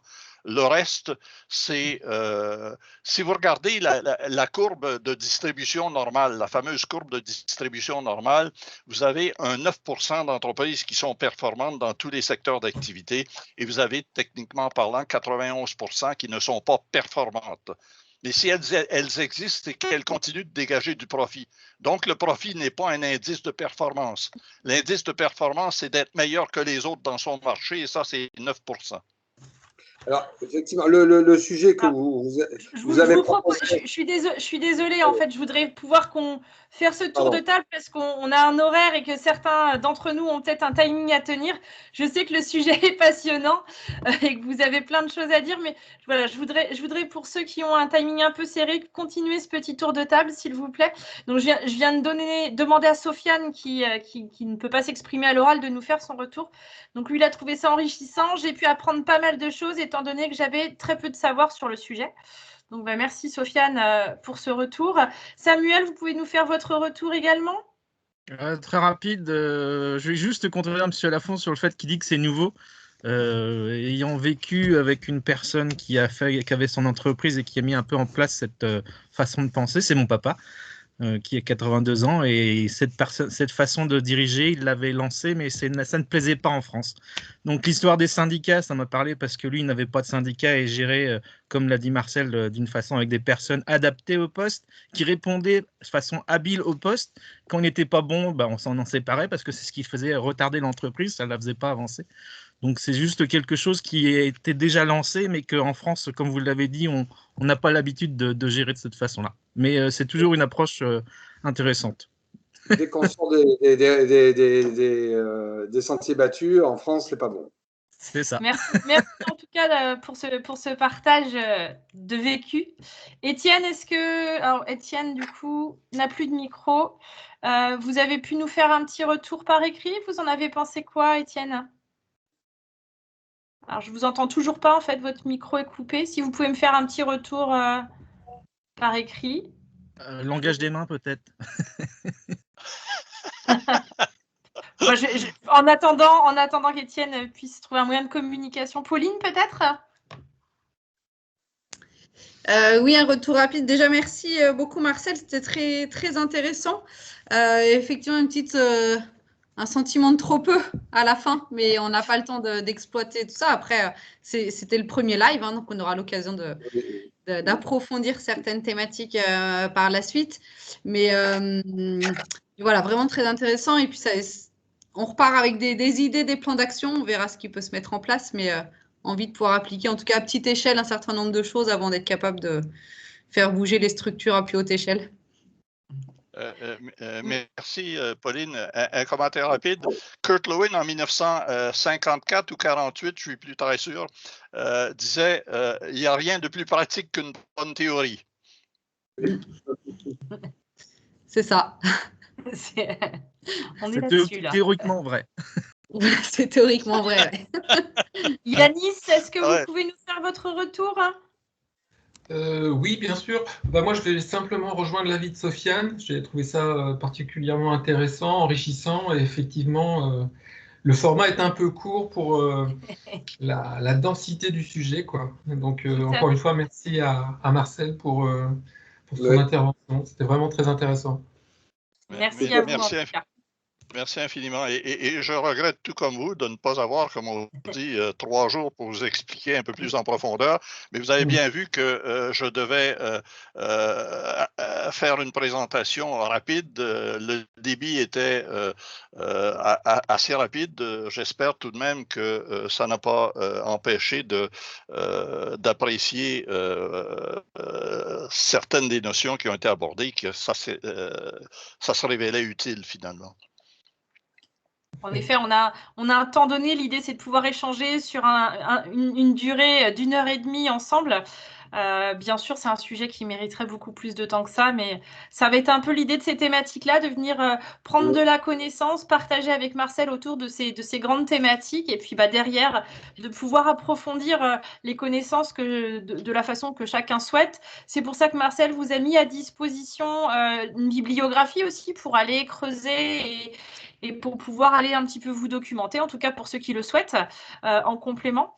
Et dans l'idée aussi d'avoir 3 étapes à ces ateliers, donc une première où on est vraiment sur découvrir ou redécouvrir une thématique pour ceux qui la connaissent déjà, l'atelier qui est là vraiment pour arrimer les esprits, comme le dit Marcel, La troisième phase, c'est vraiment de faire rayonner. C'est-à-dire, si cette thématique-là, aujourd'hui, elle vous intéresse, soyez curieux, parlez-en autour de vous, échangez avec les gens pour pouvoir faire connaître aussi un petit peu cette approche. Et puis, c'est en parlant avec les autres qu'on se rend compte que ça existe dans d'autres structures, que ça peut être mis en place. Et voilà, c'est un moyen aussi de faire continuer les choses. Et ça rejoint tout à fait le commentaire que Pauline a passé il y a quelques minutes, si je comprends bien. C'est-à-dire qu'elle trouve là des modalités d'application possibles.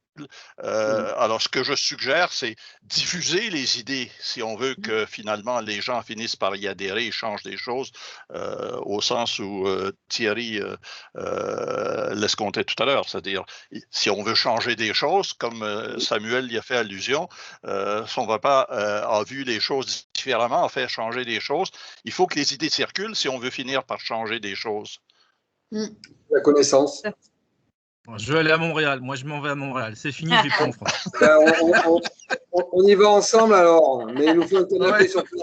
Alors, Étienne vous a fait son retour par écrit. On va aller voir Marcel. Je vais vous lire le retour d'Étienne. Donc, Étienne nous note, intéressant, je connais le sujet, le manque actuel me semble résider dans l'application, non pas que les gens ne veulent pas, mais qu'il n'y ait pas de livre de recettes. Oui, c'est ça, et c'est bien ça, le mot recette est très important, là. Il faut mettre des recettes de côté. Les ouvrages que j'ai publiés, je le dis au début de chaque ouvrage, si vous attendez ce qu'on appelle ici un how-to, c'est-à-dire un livre de recettes, 1, 2, 3, 4, 5, et on a le résultat, vous perdez votre temps. Il s'agit d'avoir un esprit différent, une approche différente aux choses si on veut effectivement évoluer. Et non pas suivre, c'est malheureux, mais sur LinkedIn, où je publie à tous les jours, je vois un tas de gens, un nombre incalculable de gens, tout ce qu'ils attendent comme réponse, c'est une recette. 1, 2, 3, 4, 5, ça donne le résultat. Figurez-vous que la quasi-totalité des recherches ont démontré que 80% au moins de ces recettes-là ne fonctionnent pas. Ce n'est pas la recette qu'il faut mettre en application, c'est l'esprit qu'il faut changer.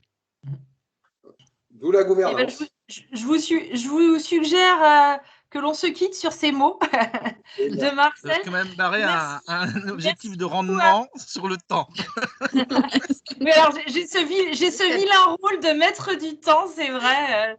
À mon grand regret, hein, je pourrais y passer des heures aussi, mais c'est vrai que voilà, l'idée c'est aussi de rentrer dans l'exercice. Et loin de moi l'idée de vouloir vous couper dans vos discussions, mais il faut quelqu'un qui ait l'œil sur la montre de temps en temps. En tout cas, ce replay sera disponible. Merci à chacun des participants et à Géraldine pour avoir organisé l'ensemble. Eh bien, écoutez, avec plaisir. Merci. Ceux qui sont inscrits sur l'ensemble du cycle de conférences, eh bien, on vous retrouvera dans une quinzaine de jours. Si ce n'est pas le cas et que ça vous a donné envie, les inscriptions sont ouvertes, sont gratuites. Donc, n'hésitez surtout pas à venir compléter votre inscription sur d'autres thématiques si elles retiennent votre intérêt. Je vous souhaite une excellente journée et puis je vous dis à bientôt. À vous aussi. Merci. Merci. Au revoir.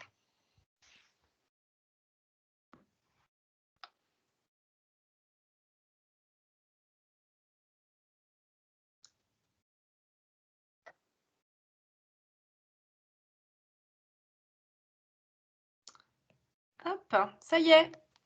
Bon, excellent. Merci infiniment, Géraldine. C'est gentil de votre part. J'apprécie beaucoup ce que vous faites. Ça m'aide énormément. Bon, ça va, oui. Tous nos participants sont déconnectés, là? Oui, oui, c'est bon, on n'est que nous.